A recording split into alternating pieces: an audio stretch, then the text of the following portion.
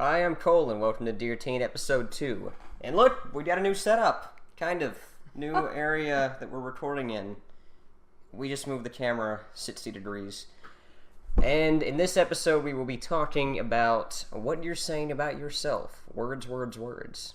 Take it away now. Hi, I'm Judy, and we are talking about words, words, words. Dear teen, what are you saying about yourself? Do you ever listen to your self-talk? Self-talk is what you say to yourself or the thoughts that run through your mind about yourself. Some examples are, do you mumble, do you yell, or do you just think, I'm so stupid, you idiot, you fat pig, ugly, ugly, ugly, nobody likes you, I hate you. I had trouble with that one.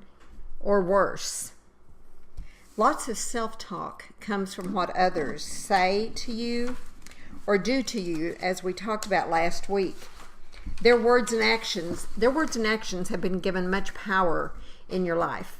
Your self-talk has been negatively created. Now, self-talk will make or break you. Words, words, words will encourage you or discourage you. They are the difference between success and failure in many cases. In the Bible, Proverbs says, yeah.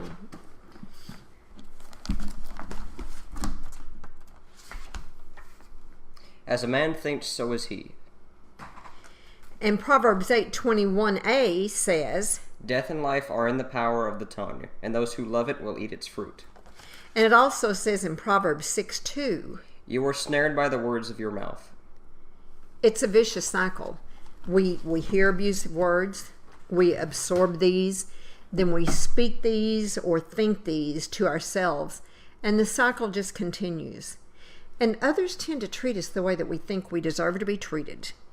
And that's just almost a fact. Well, do you think of yourself as a somebody or a nobody? Do you think of yourself as dirt or a dessert? I prefer the dessert myself. I don't know anybody that would not. I've often heard that we teach others how to treat us, and I think that's the case much of the time. Well, have you been on a negative spiral? Are you your own worst enemy? Oh, there is hope, always, especially in the Lord. Remember that God says we are fearfully and wonderfully made. He loves us, and He will never leave us or forsake us. And even in our darkest times, He's right there with us, right there with us. Well, what can we do to combat this negative self-talk and thoughts? Well, I've used several things. To me, the number one thing was I asked God and Jesus to help me quit saying hurting things to myself or thinking hurting things about myself. Number two, you can catch your negative self-talk. Change what you're saying.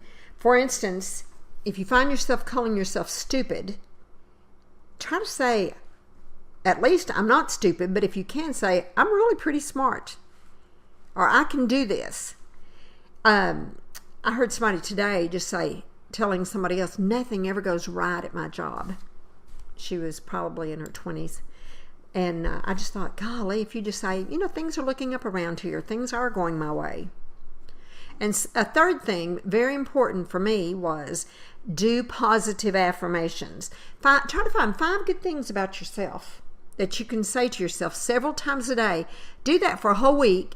And then in another week, try to find some more things.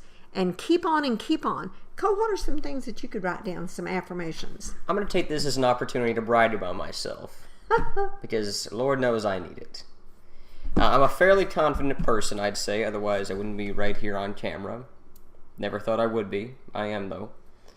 I think I'm pretty intelligent, but that's my intelligence talking about how intelligent I am. So either I'm so smart that I think I'm smart, or I'm just protecting my own ego. I have a dry, sarcastic sense of humor, which I think is pretty great. I'm usually a pretty hardworking person. I'm constantly optimistic, which some say is a curse. I like it. And I I am incredibly, incredibly good looking, as you can probably tell. Well, I would have to agree with all that and more. And you know what? Sometimes it's very hard to find good things about ourselves. But ask the people who care for you. If you have a hard time, ask somebody.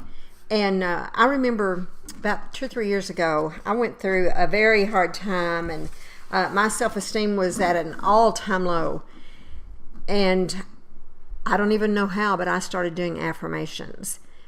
And when I started, I would read those affirmations, and I didn't believe a word of it.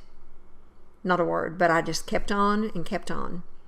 After a while, I started crying when I was saying them. I guess something was happening on the inside of me. I was breaking through. And then finally, one day, it dawned on me, I was starting to believe the affirmations that I was saying to myself. So do yourself a big favor. Change those negative thoughts and words into some positive affirmations. Remember to listen to your self-talk. Thanks for joining us. We hope that you'll tune in next week as we talk about rejection. Everybody's been rejected sometime in their life. For some, it's a constant.